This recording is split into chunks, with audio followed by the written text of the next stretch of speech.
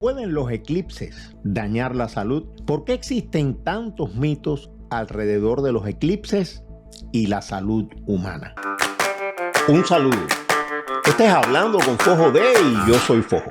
¿Qué cosa es un eclipse? Bueno, un eclipse no es más que la interposición de la luna entre el sol y la tierra. La luna se interpone en línea recta, el sol, la luna, la tierra. Ese es el eclipse de sol y entonces ocurre un eclipse. Un eclipse que puede tener varias formas y que se puede ver de distintas formas desde diferentes lugares.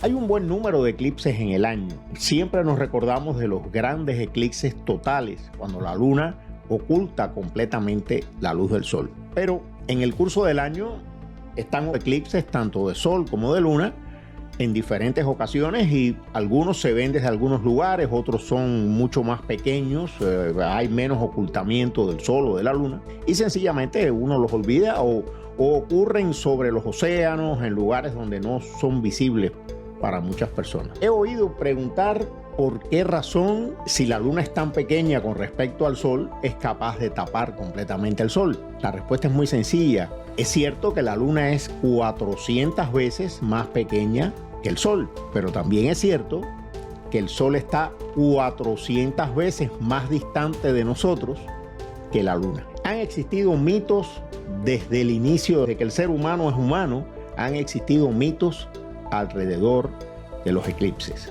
Y esos mitos tienen, la fundamentación de ellos es que sencillamente la ciencia no había descrito qué ocurría con los eclipses. Pero ya desde tiempo de los griegos, desde Tales de Mileto y desde otros sabios griegos, ya se sabía cómo funcionaban los eclipses.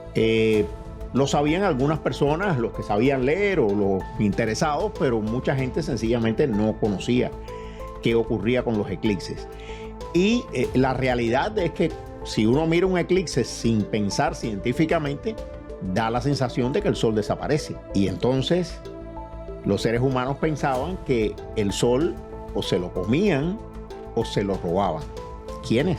Bueno, pues liebres, ranas, lobos, dragones, etc. Y en el antiguo Egipto, incluso en la propia Grecia, en la época romana, todas las civilizaciones han tenido mitos alrededor de los eclipses. Se ha escrito mucho sobre esos mitos, se encuentra muchísimo en internet, etcétera, sobre esos mitos y son historias largas y muy interesantes todas, pero sería casi interminable este podcast.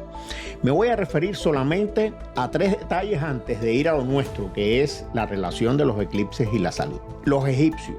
Los eclipses fueron importantísimos para los egipcios, al extremo de que, como los egipcios pensaban que el sol desaparecía y renacía, se regeneraba, pues sencillamente los faraones y muchos que no eran faraones pero que podían costearlo, se momificaban para ellos renacer igual que el sol. Los incas, eso me resultó muy interesante, no tenían una mitología de tragedias, como casi todos, alrededor de los eclipses, sino pensaban que el sol y la luna hacían el amor. Eróticos los incas en ese sentido. Y los inuit, los esquimales, tienen una mitología que incluso todavía hoy hay algunos inuit que recuerdan o piensan de esa forma.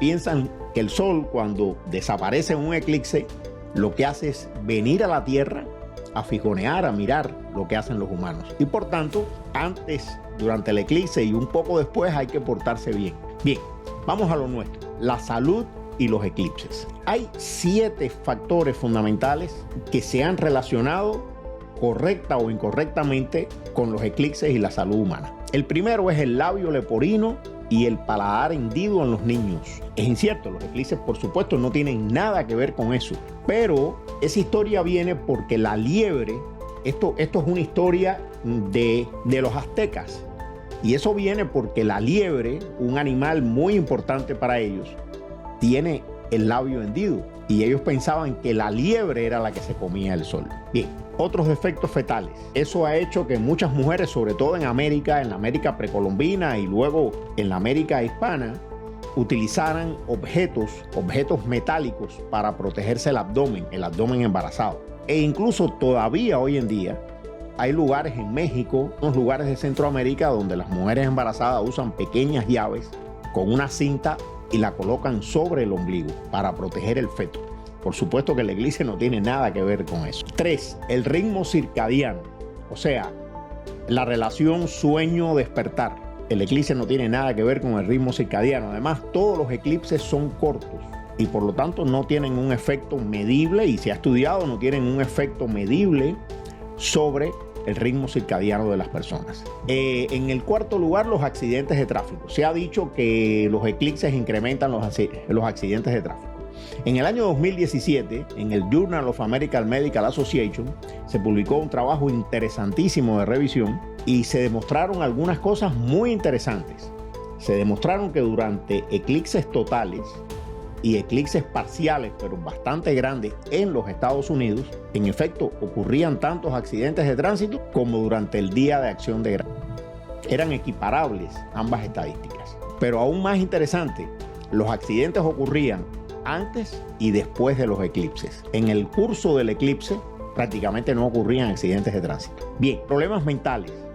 No existe ningún estudio serio, no existe ninguna prueba de que los eclipses tengan efectos tanto sobre personas sanas desde el punto de vista de su estabilidad mental, o sobre personas ya enfermas y que incrementen determinados síntomas. No existe ninguna prueba médica y se ha estudiado también, por supuesto. Y entonces estamos llegando a las dos últimas cosas que sí ocurren realmente.